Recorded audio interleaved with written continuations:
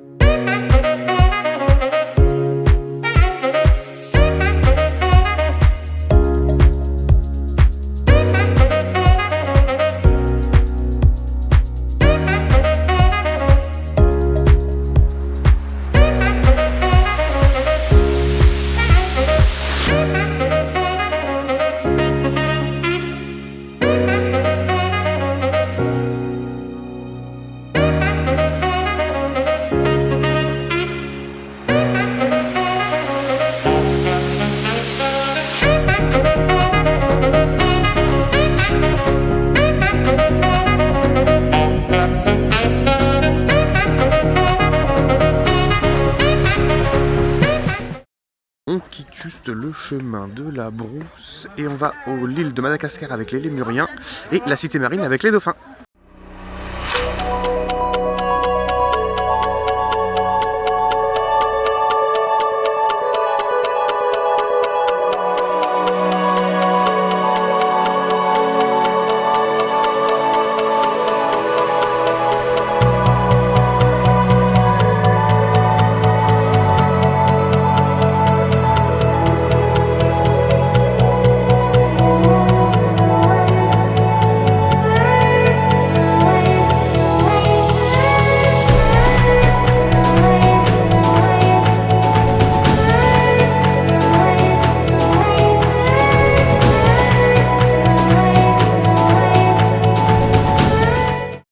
Juste de quitter l'île de Madagascar avec les lémuriens, et là on continue. Devant moi il y a la cité marine avec le spectacle des dauphins à 12h30, d'ici une petite demi-heure, donc on le fera, et on continue avec le temple de la jungle, les sentiers des Incas et le territoire des fauves.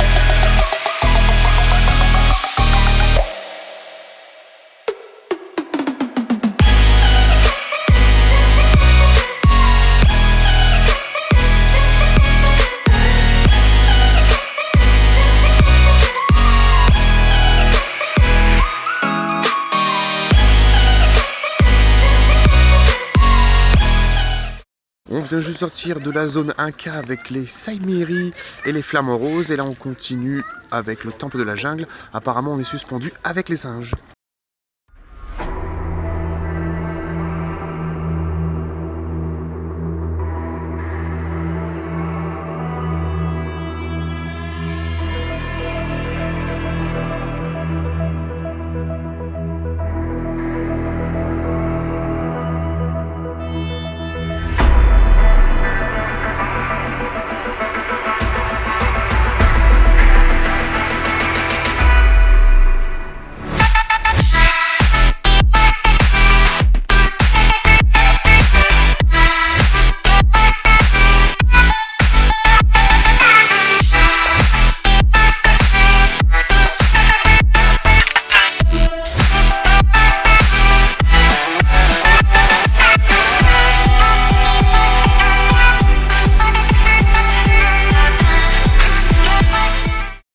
On vient de sortir du parcours du temple de la jungle pont suspendu. On n'a pas vu grand chose, juste des petits animaux très loin. On a vu un guépard et on a vu le renard qui était un petit peu caché aussi. Donc là, on refait demi-tour et on se redirige vers la cité marine pour aller voir le spectacle des dauphins.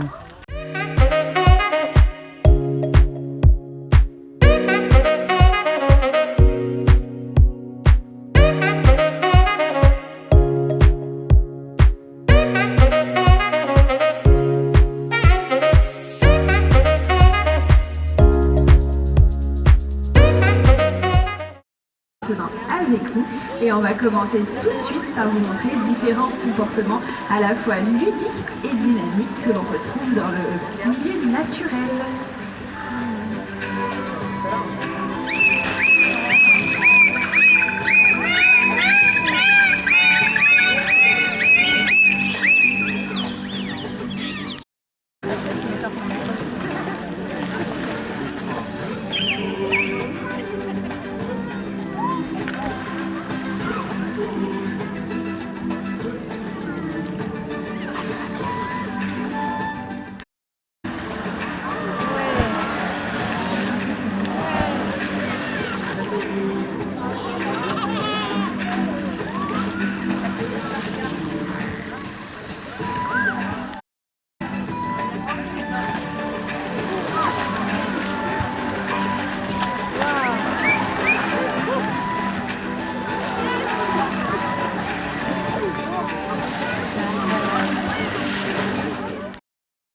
De recherche, est-ce que tu pourrais nous expliquer justement ce que c'est d'être un centre de recherche, s'il te plaît? Oui, tout à fait, tu as raison. Nous faisons de la recherche, et ce, eh bien depuis 2008. Depuis que les grands dauphins sont ici à Planète Sauvage, on mène des recherches, et justement, ici, on a publié ou participé à pas moins de 21 études scientifiques. Si vous êtes intéressé, vous pouvez aller sur le site internet de Planète Sauvage. Vous pouvez retrouver un petit résumé de chaque étude à laquelle on a participé. Et pour toutes ces études, eh bien, on n'est pas tout seul, mais aussi de pouvoir mieux protéger leurs cousins qui sont dans le milieu naturel. Donc voilà pour la recherche, Charline, qui est vraiment très importante. Merci beaucoup pour toutes ces explications. Alors comme vous pouvez le voir, vous avez des dauphins devant vous et l'espèce présente ici est le grand dauphin. Elle est présente sur toute la planète à l'exception du pôle Nord et du pôle Sud, là où l'eau est un peu trop froide pour eux. Ici à la cité marine, nous avons du coup 11 grands dauphins. Et il faut savoir qu'il y a 50 millions d'années, le grand dauphin était un animal terrestre et au cours de l'évolution, il est retourné au milieu aquatique. Voir un petit peu le souffle du dauphin qui est très puissant. Donc la narine se trouve au-dessus de leur tête. Ce trou qu'ils ont, ça s'appelle les vents. Et donc c'est par là qu'ils vont respirer. Et ce souffle il est vraiment très puissant.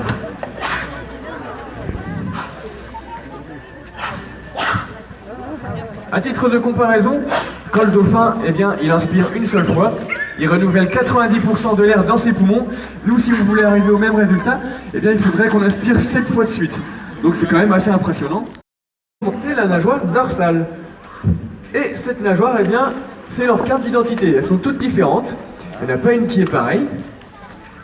Et pareil, les scientifiques vont pouvoir les reconnaître grâce à ces nageoires en milieu naturel. Et cette nageoire, elle leur sert surtout à se stabiliser. Ça, c'est pour la nageoire dorsale. Ensuite, on a d'autres nageoires. On a les nageoires pectorales. Donc celles-là, ce sont les plus mobiles. Ce sont celles sur les côtés qui lui servent à se diriger, à aller à droite ou à gauche. Et c'est très amusant parce que si on fait une radio de ces nageoires, eh bien on peut voir les 5 os de la main comme nous. Donc c'est là qu'on voit un petit peu les vestiges de son passé sur Terre. C'est très intéressant. Donc ça c'est une des adaptations qu'on a découvert en parc.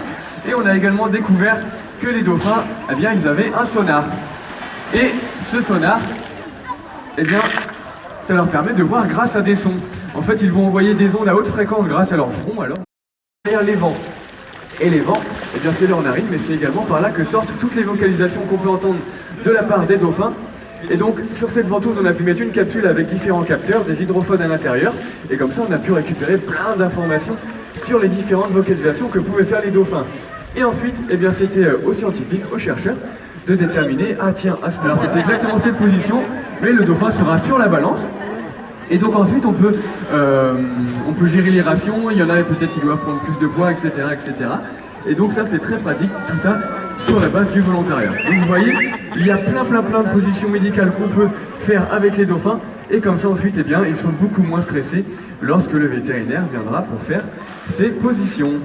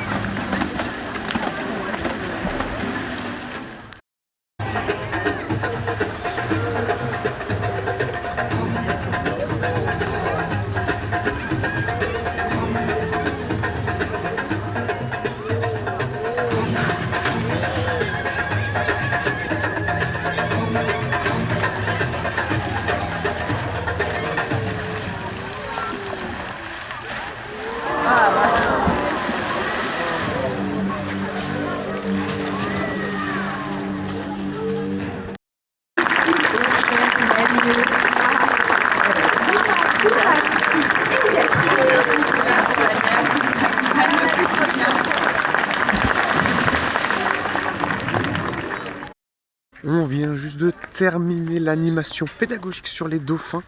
C'était comme d'habitude super intéressant. En plus, ces dauphins, il n'y en a pas partout. Donc c'est l'un des rares parcs à en avoir. C'était hyper intéressant. Et qu'est-ce que c'est beau comme animal. Ils nous ont montré leur comportement, l'environnement. On a appris plein de trucs. Donc ils ont fait des belles figures. On a appris plein de choses. C'était super intéressant. Et là, on continue la zone piétonne. Il nous reste que la zone des fauves. Et puis après, on va manger et on attaquera la piste safari.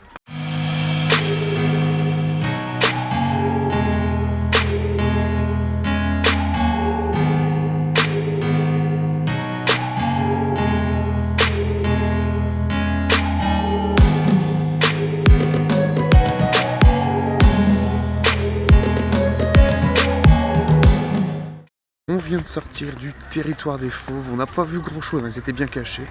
Pas de lion, pas de tigre, on a juste vu les macaques. Donc là on retourne vers l'entrée, pause repas, un petit pique-nique. Et après on attaque le plus gros parcours, la piste safari.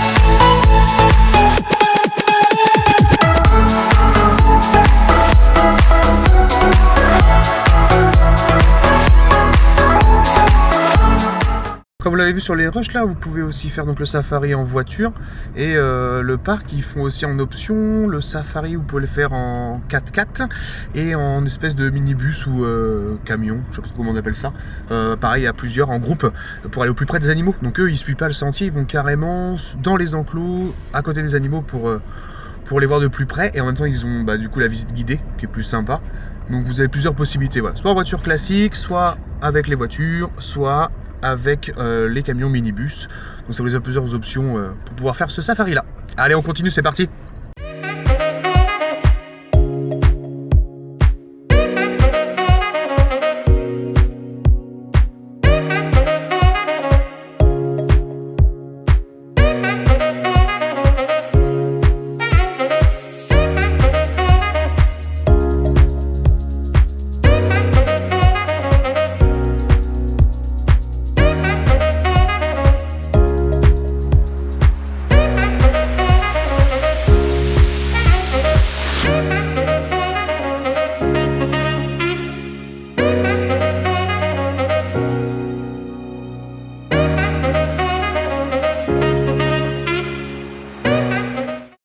Voilà le type de camion que je vous parlais tout à l'heure pour faire la visite, donc voiture classique ou alors les grands camions comme ça, je sais pas si on voit très bien, à plusieurs et du coup par groupe en visite guidée et pareil ça va au plus près des animaux, ça quitte les sentiers ce genre de camion, donc ça peut être fun aussi pour faire la visite du safari.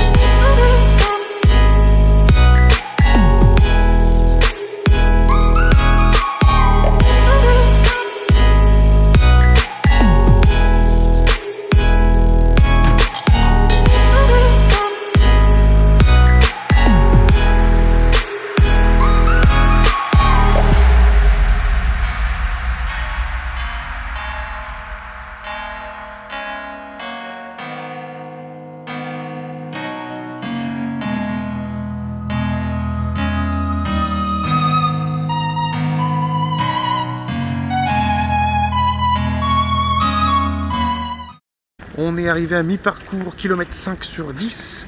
Donc du coup on fait une petite pause qu'il y a les toilettes pour prendre une petite boisson et en même temps on va avoir la mini ferme. Donc on fait une pause à pied histoire de refroidir un peu la voiture et après on repart pour les 5 derniers kilomètres du safari.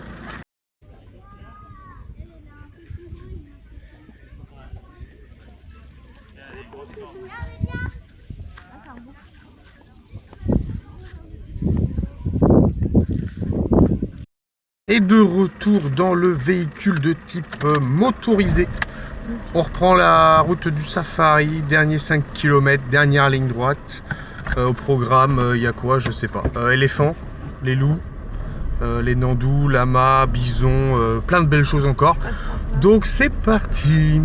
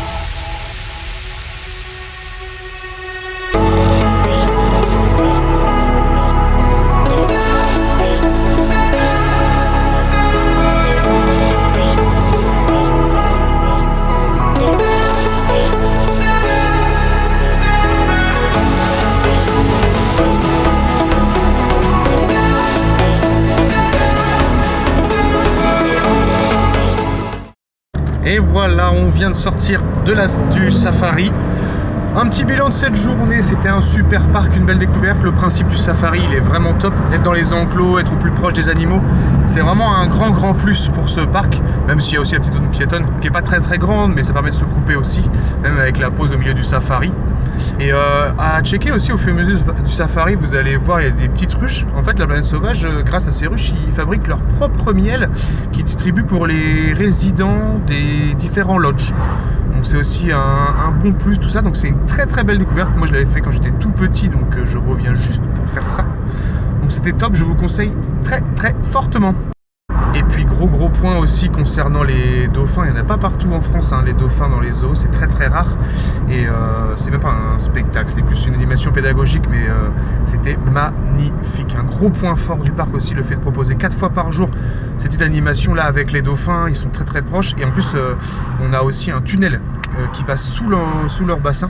Du coup on peut les voir également donc à la surface dans les gradins, et on peut les voir sous l'eau avec ce tunnel là, donc c'est vraiment top du top.